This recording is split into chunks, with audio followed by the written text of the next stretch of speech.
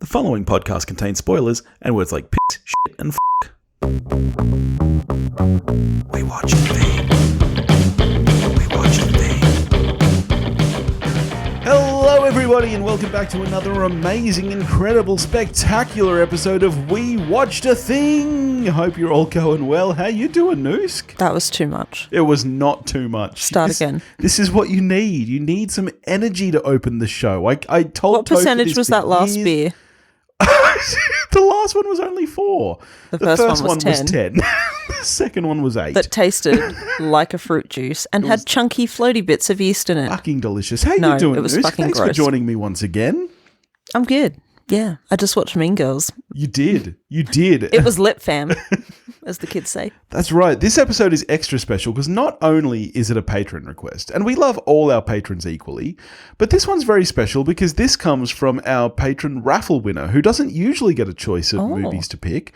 But Mel is an absolute legend. She's been a long-time patron and she was lucky enough to win our raffle draw this Christmas. And one of those prizes was to pick a film. She also got a couple of stickers, she got some merch, she got a couple of tickets for her local cinema. Here we are talking about her choice. When it came to picking a movie, she was a bit nervous. She said, I don't want to pick a favourite that you might shit all over. Oh, fair enough, yeah. So she made a I hate when you do that to me. She made a very smart and a very safe choice by picking Mean Girls. So shall we talk about it? It is a safe choice, but it's an excellent choice. It is. Mean Girls is a 2004 American teen comedy film directed by Mark Waters and written by Tina Fey. It stars, of course, Lindsay Lohan, Rachel McAdams, Lacey Chabert, Amanda Seyfried, Tim Meadows, Anna Gasteyer, Amy Poehler. This cast list doesn't have fucking Lizzie Kaplan on it, and that's a crime. And I'm going to say it, Lizzie fucking Kaplan. And what is it about, Noosk? Mean Girls. Girls who are mean. Come on, give me more than that. Oh, all right. It's an homage to teen films. It's a commentary on nasty teenage girl behavior. It's a meditation on your high school years. But what is the plot? You could just give me the plot. I don't fucking know. I don't know why you have me do this thing. All right, I'm going to do it for once. I don't think I've ever done this could you before pull your weight for once, Billy? Katie Harron is an exchange student. She's just moved from Africa. She used to be homeschooled and her parents have enrolled her in mainstream school so that she is socialized. She becomes friends with Lizzie Kaplan, the best bitch ever, who convinces her to become friends with Regina George, the worst bitch ever, in a bit of a ploy to take her and her mean girlfriends down. The plastics. And shit ensues. Shit ensues. So when we were watching this just before, you told me that you didn't see this movie when it came out. How long after do you think you saw this? I don't know. I don't remember my first viewing very well, but I remember loving it. Yeah. And thinking it was like a cut above the rest of any film I had seen in my youth, which was mostly shit at that time. Yeah, so you and I were in our final year of high school when this film came out. I don't think I saw it then, though. This film was 2004. I was 16 when this film came out. And Cute. I loved it since then. I remember once me and my best friend Eddie having a sleepover and eating a ton of Hungry Jacks and watching this film. I loved this movie since I first saw it. So you two would still be doing that now, did you not have wife and kids? So I'm really excited to be talking about this. So let's get straight into it then. Can we start with the queen herself, Tina Fey? I thought you were going to say Rachel McAdams. I was like, I hate Rachel McAdams. Yeah, I'm not a fan, but she owns this role. She does a really great job. Well, I mean, the getting ahead of ourselves, the entire cast does. Yes. Like, everyone is so perfect for the roles they've been cast. Yes. But can we please start with Tina Fey, who wrote the film? Yeah. I'm sure that you know this. Maybe you don't. Did you know that this film is based on a book? Based on a self-help book. Not based on a storybook. It's based on a self-help book called Bees and Wannabes by Rosalind Wiseman, which is a self-help book about kind of the mean girl culture in the high year school. 8 to 9 phase. Yeah, and I believe it's more written from like a parent's point of view about like how to help your teen girls through this stage. Tina Fey read this and got in touch with Lorne Michaels, producer of SNL, and said, this should be a movie. And so she wrote this. Obviously, the story is completely fictional by her because the book was just a self-help book. So she based it off her own high school experiences.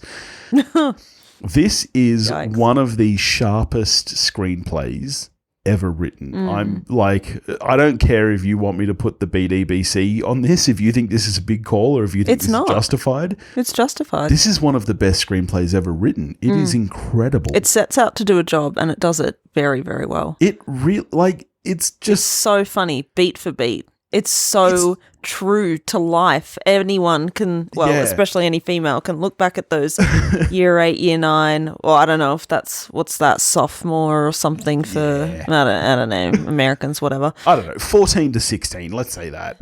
Nah, by 16 you're like a normal human being again. You reckon that's when they should come out of hibernation? Men shouldn't come out of hibernation till like 30, Billy, so how about you just shut up? I've had this theory for a long time that girls should go into hibernation when they hit high school and wake up when they're real adults. Okay, fuck off. Thanks. But this screenplay is just... You're in for a incredible. Really rude shock when we have daughters. You're right. I've seen this. I could not count on my hands the number of times I've seen this film. I know. We can quote every line as it's coming, but it's so good. Still, it's laugh out loud hilarious from start to finish. Yeah. And not only is it hilarious, you know what really and struck none for me Gretchen Wieners. You know what really struck me tonight is just how real the dialogue is. Like it always feels very authentic. Yep. I mentioned it to you tonight that I was surprised that there's no fuck bombs in this film. Like, obviously, there's a lot of other slurs. There's plenty of sluts, plenty of whores, plenty of bitches. Plenty of retards as well. Well, yeah, it was 2004. Lots of retards, lots of gay. Yep. But no fucks. And I don't know whether maybe this is part of my masculinity coming through. But okay. Or maybe it's just the kind of films I grew up watching. But I grew up watching a lot of films that I associated with kind of realism, like Kevin Smith films, for example, where there's a lot of fucks said.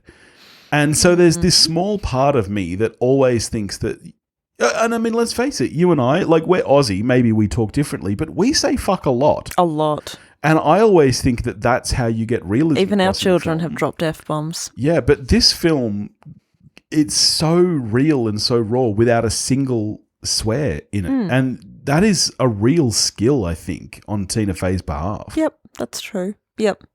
It's funny how it also captures the time, as you were saying, like lots of retard, lots of gay. It's 2004. You know, it's right in the sort of end height of Friends phase.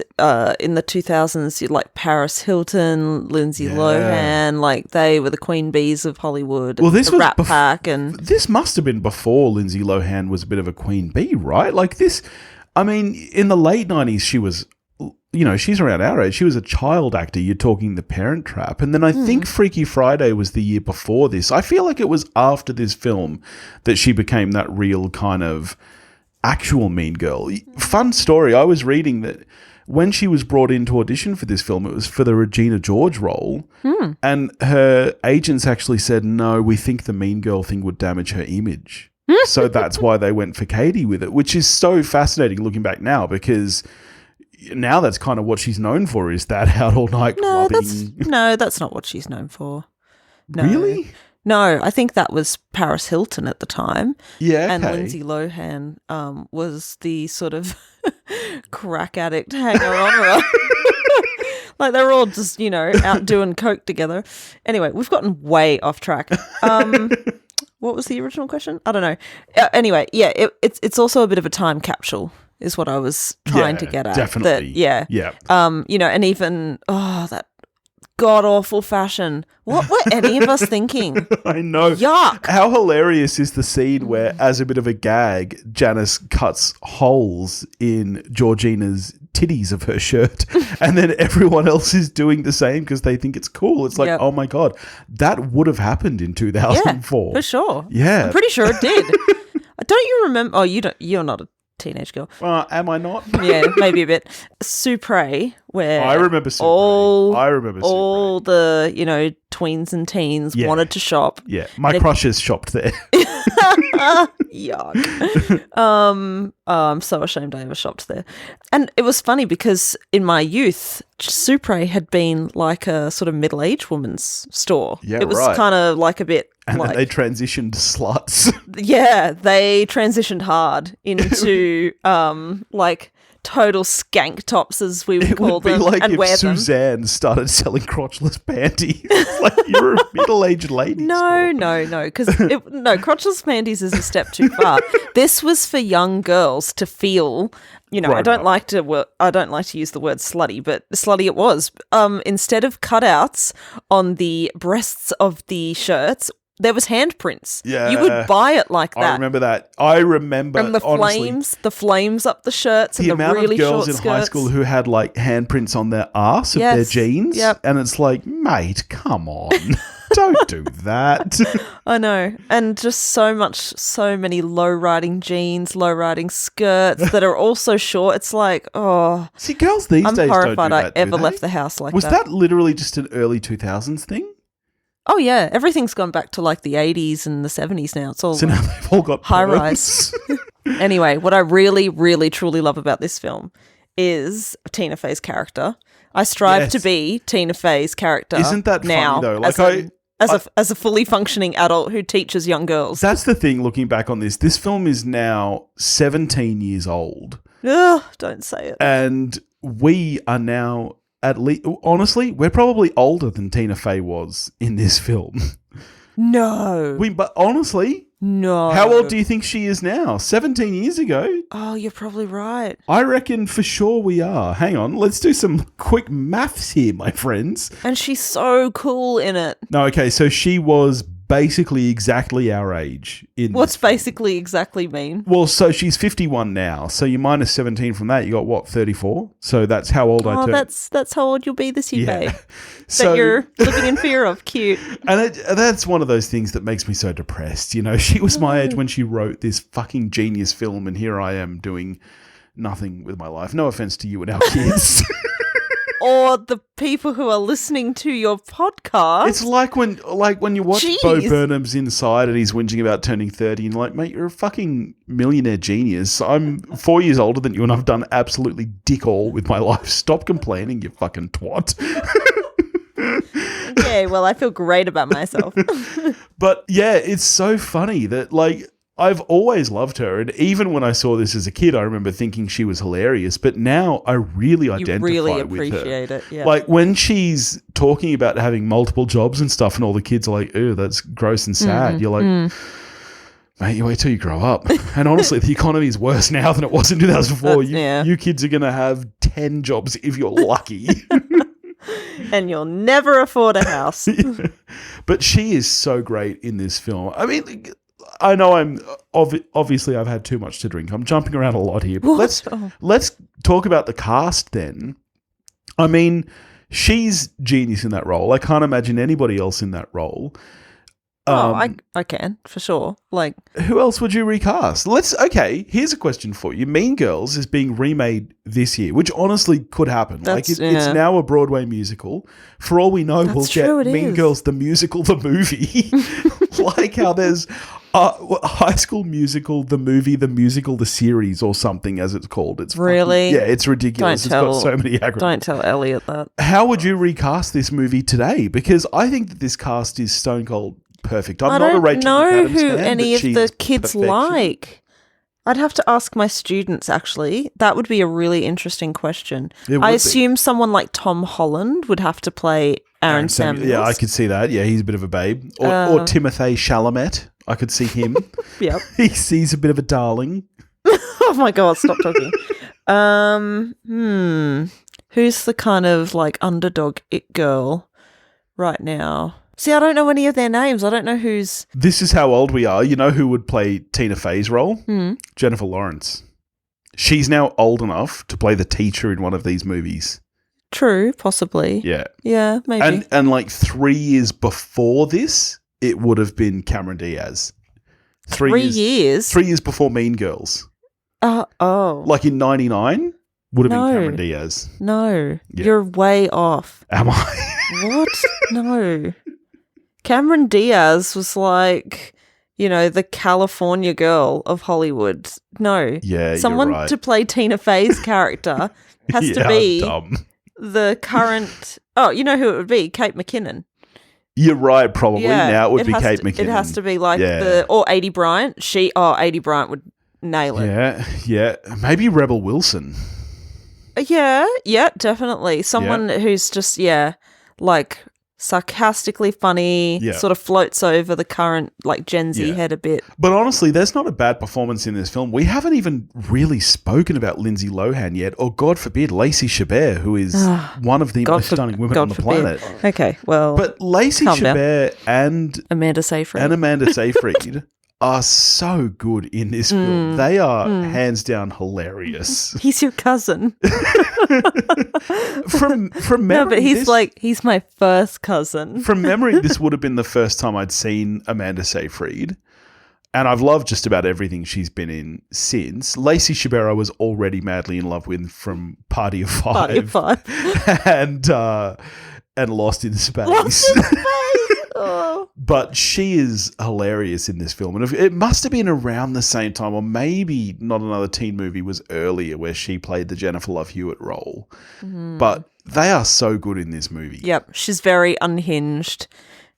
Like just the way she says it'll be our secret, and she wouldn't want, like, if someone said something about you would want to know, right? Like, it takes me back to high school. That's what I mean by about how hate this real film the and love it. screenplay is. Like, Yeah, it's very real. It's frighteningly I think back real. to my high school time, and even as a guy, like I can't imagine what it would be watching this movie like as a girl like you. Like, even as a guy, this movie instantly takes me back to that time period and the way people spoke. And I think that this is honestly, like, I remember watching it, and I didn't see it in year 10 like you did. I saw it a little bit later. I think it must have been in college when we had met, and I remember feeling like this film was very healing and cleansing of my high school experience. I was like, oh, that was good. I've spoken on record about what a strong screenplay I think Clueless is. I think for pound, this is even stronger. I think that this has even more realism to it. Like, this really is how people spoke in 2004. Like, this movie, it's funny. It's a really polished screenplay. Like, it's not really raw, and this isn't like Mumblecore, like Before Sunrise, or one of those kind of films, the Florida Project, where it's really realistic dialogue, but something about it honestly really hits me hard and just makes me because everyone's a complete twat in high school. I remember when you and I met, I was like, I just feel like if someone tells me they really loved high school, I'm like, I'm going to stay away from you. You're a dickhead. And you agreed with me, and I was like, I knew I liked you. You know who you would be in this film in high school? Tina Fey. No. Of the students. Who do you think you are? Janice Ian. Oh, no. You wish you were Janice Ian. I do. You're Damien. Yeah. You are Damien. Probably. Like, somehow liked by all, but stands alone and sort of as an outsider, has really kind of funny top level sort of, like the way Danny DeVito, I love your work. I love your work, yeah. Like, that was the kind of shit you probably did. Before we move on from and our dear friend Blair is the mathlete. Oh, absolutely he is. We were watching it, we were like, that's him. That's so him. That guy who, like, is a complete nerd but thinks he's dope as fuck. Badass MC. Yeah. I'll give you my card. Yeah. Before we move on from the cast, can we please talk about Lizzie Kaplan as Janice Ian? Because Lizzie Kaplan is the MVP of this film. She really is. Yep. And I love her so much, and I think she's done some great work since as well. They nearly didn't cast her because they thought she was too pretty for this role. Right. Is that why maybe they grunge her up quite heavily? Well, yeah. I mean, that's part of the role anyway. Exactly. Yeah. She's just absolutely perfect in this role, I think. And she is so funny. Like, she is the funniest character, and she's also the heart of the film, I think, which is, a lot of people might say that that's Lindsay Lohan's lead character, but I think that the heart of this film really comes from Janice. And that's a hard thing to pull off, I think. What about the principal? Well, okay, Tim Meadows is fucking hilarious. Everything he does makes me laugh. Yep. There's nothing better than when Tina Fey asks during the assembly, has anyone here ever felt personally vilified by Regina George? Victimized. And you see him slowly put his hand up, and it's like, mate, you are hilarious. And when he's commenting on the gossip as well. Yeah. Like, teachers aren't above that. They're not. They're 100%. I heard that Regina George was back with Aaron Samuels. Yeah, so fucking funny. Coach, whatever your name is, step away from the underage girls. Ew. Such a genius screenplay. It's so good. And I remember it was that particular scene as well that you were like, wow, the directing of this film is just shot for shot is really thought through. Well, I said that to you because I had forgotten how well directed and how well constructed the film was. I remembered the screenplay being tight, and I think what I remembered was the dialogue, the way people talk and stuff. I had forgotten, though, just how well paced the film is and just how well shot it is. Like, when they're all fighting when the burn book comes out and you have that shot of Regina George standing at the top of the stairs and the camera kind of moves back. And she's looking down at all of them and she knows what she's done. She's like surveying the damage. Yes. And she's very smug. As only Rachel McAdams can be. Even before that, like, there were a lot of shots in this film where I was kind of like, wow, that's really impressive. But, like, the film nerd in me, in the scene at the party when Janice and Damien pull up in the car. Yeah. And that scene is directed beautifully. The way the camera kind of spins around Janice in that car and reveals they utilised Katie. him not being able to stop. He was getting home. Yeah. This is a stunningly put together film. And using the car as a tool, because the one time he stops, he puts his foot on the brake, is when she says, you're just obsessed with me or something like that. Yeah. And he's like, oh, no, she didn't. Yeah. I love Damien so much. He's got so many great quips. And I love her parents too so much. Oh, yeah. Like Dr. Jan Etor. I find that they're not in much, but they add a really beautiful level of heart to the film. And watching it back as a parent of future teenage daughters. Yeah. When she says, "Who are you?" I'm like, oh, that's going to be us. Yeah. It's terrifying. Absolutely terrifying. Yeah, it is. I've said on here before that I've never been more terrified as a parent than when I watched 13, which is the scariest movie I've ever seen. That's true. But this is kind of close. Like I said, it's very, very real. And this isn't as harsh, obviously. Like, this isn't as dark a film. Nowhere near. They're like polar opposites in terms of tone. But it's very, very real. And this film, I think, is much more about relationships. I think. Like, this film is really about, like, obviously 13 very much is about the friendship groups that your kid falls into and how you can't protect them from that. But this film too, I think, really covers that territory and is kind of scary as a parent. Yeah. I just find it completely heartbreaking, when you look at your kids now and how wonderful and pure they are and how excited they get about things, and then you just know you're on limited time.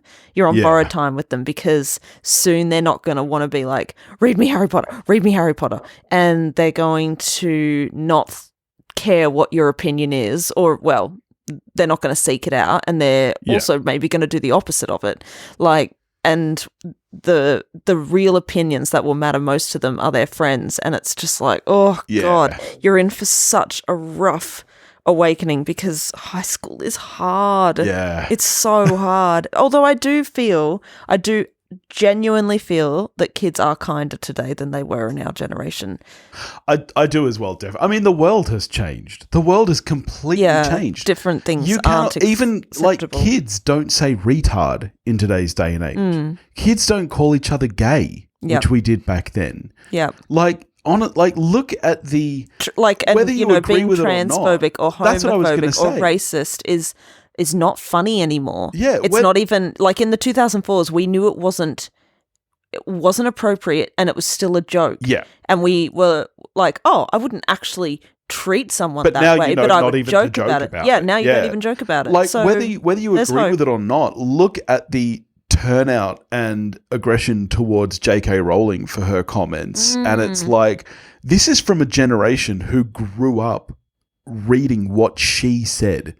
Like, we all grew up on Harry Potter. Like, I've read articles and read research about how much our generation's politics were shaped from reading Harry Potter. Yep. And we are now the generation that is boycotting J.K. Rowling for her words against, It's funny. transgender people. It's interesting, though, because I think I said this to you when it sort of first came out. Wow, we've gotten way off topic. But it's interesting when something becomes so big that you don't boycott it, you boycott the person. It's the same with that's Disney. true. You'll boycott, Walt Disney for his like racist decisions and like their terrible themes you won't around not watch a feminism Disney and film. stuff. Yeah. But you'll still support Disney Pixar. Look at the head of Pixar.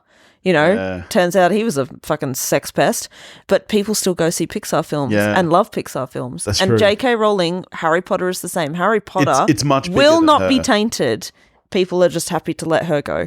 I mean, I've always been an advocate of you kind of have to appreciate the art and not the artist. Like, especially these days where, But in there are a lot culture, of it's- brilliant Kevin Spacey films. I'm not going to go out there true. and say, yay, Kevin Spacey, but American Beauty, The Usual Suspects, like, these are brilliant. We have gotten way off topic. He always creeped me out, I have to say. But anyway, yep. Okay, so Mean Girls, All anyway, right, let me is ask a you this, frighteningly accurate That's how we got depiction onto this, is this? of, I don't know. Anyway, This is what this is what happens. We were watching this movie, we're having a few drinks. I clearly had too many, and then you were like, "Let's record now." I was like, "Really? Right now? This is what happens. it's This is what fresh happens in my when we record mind. now." No, it's just the sign of a good film that it makes you examine Yeah. many other things. So let me ask you this, right? We certainly didn't get this off topic with Holiday.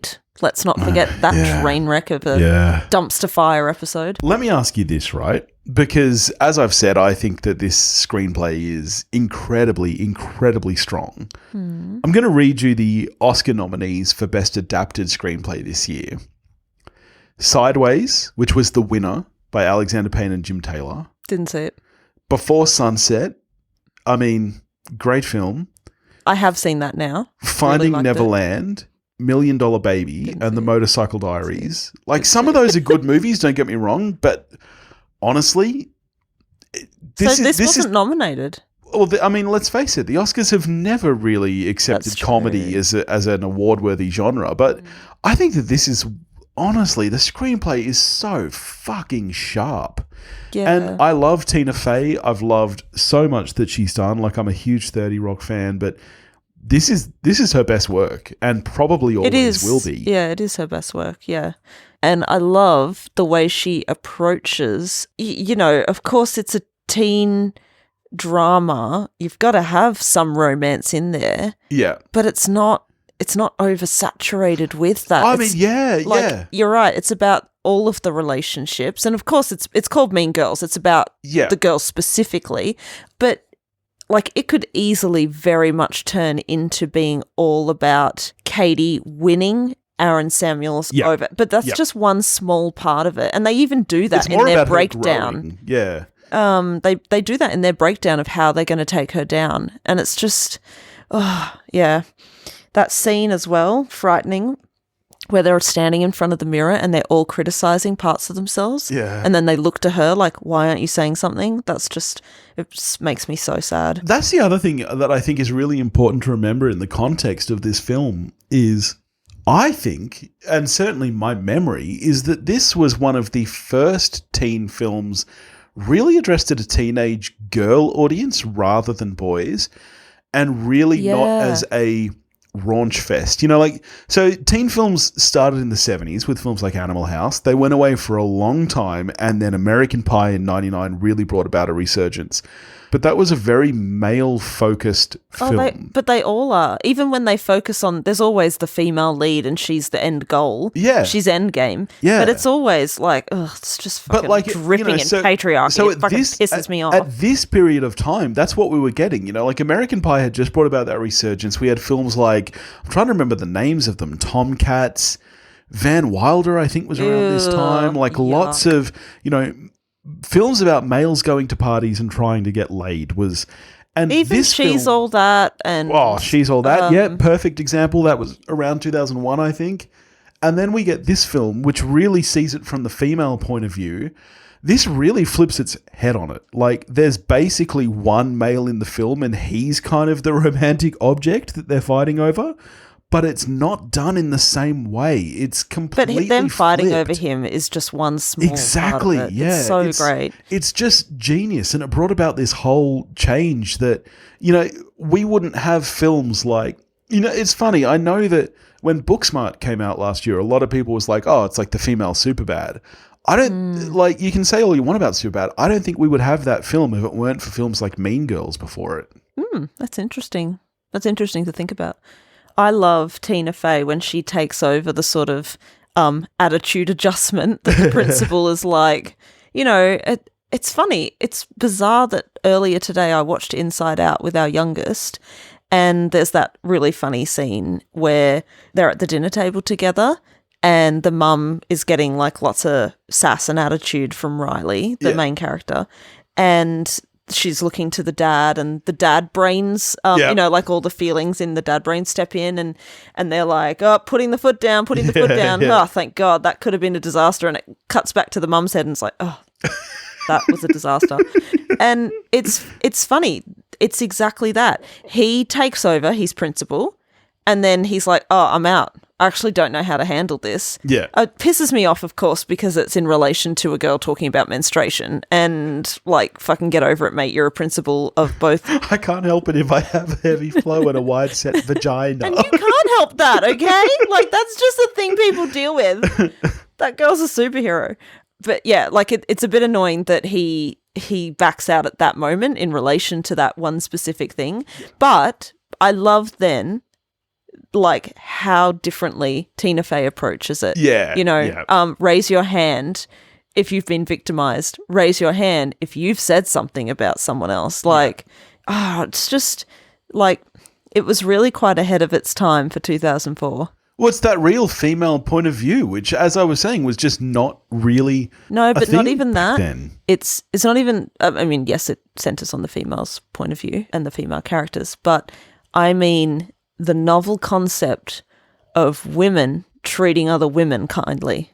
Yeah. Like when she says, like that's the huge like flooring line of the film when she's like, you call each other sluts and whores and stuff, don't say those things because that's just an excuse then for guys to use those terms on you. Yeah. That's huge. That's so far in advance of like the Me Too movement and everything else that followed that of women supporting women, and like that's 2004. That's pretty amazing. Yeah, that's true. Like, good on you, Tina Fey. Yeah. I just think that this is, like, it's funny. I know that this film is very well regarded, but I do think it's an underrated film in terms of what it does. Like, I think people appreciate how funny it is, certainly. Like, I don't think there's any question about that. It's an extremely quotable film. It is hilarious. You googling, go.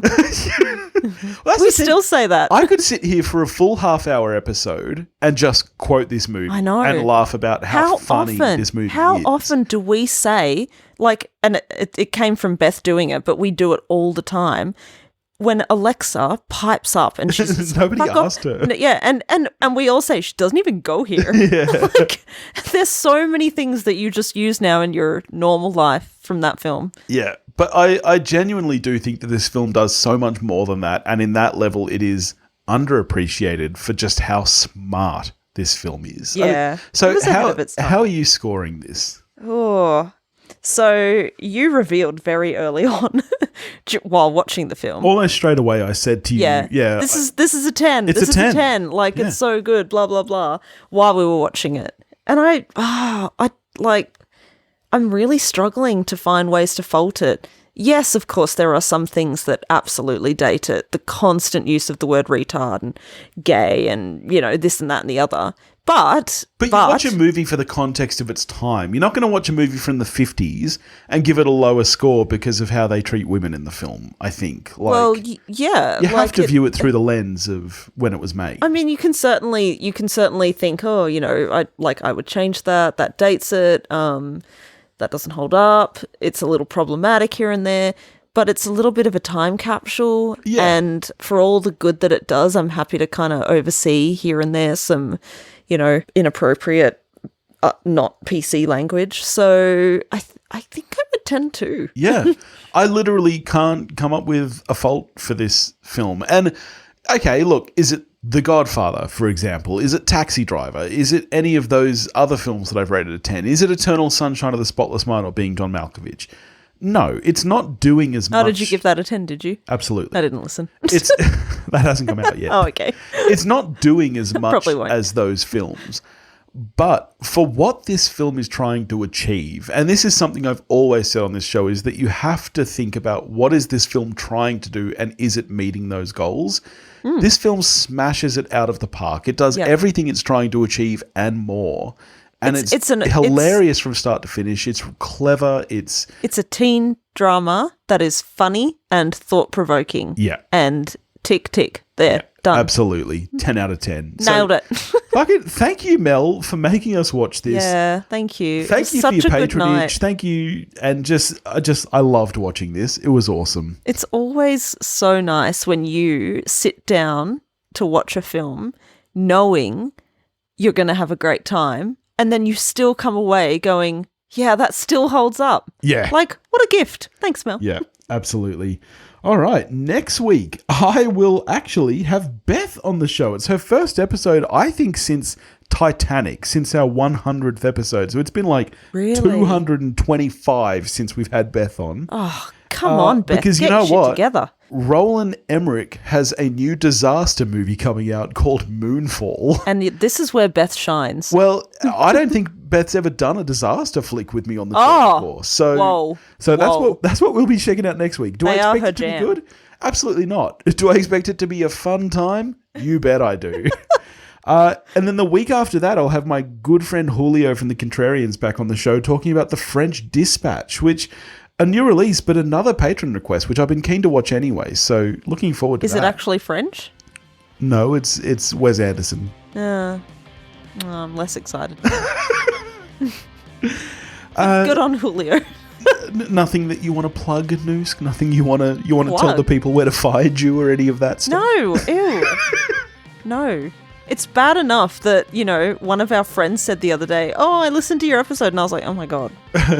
Well, that's embarrassing. Well, thanks everybody for listening. In the meantime, if you want to get in touch with me, you can do that at wewatchedathing.com or wewatchedathing@gmail.com. You can find me on Facebook, Instagram, and Twitter, all under the handle @wewatchedathing. If you want to help support the show like our great friend Mel does, you can do that at patreon.com/wewatchedathing, and we'll catch you next week. Boo, you whore. Harsh. So good.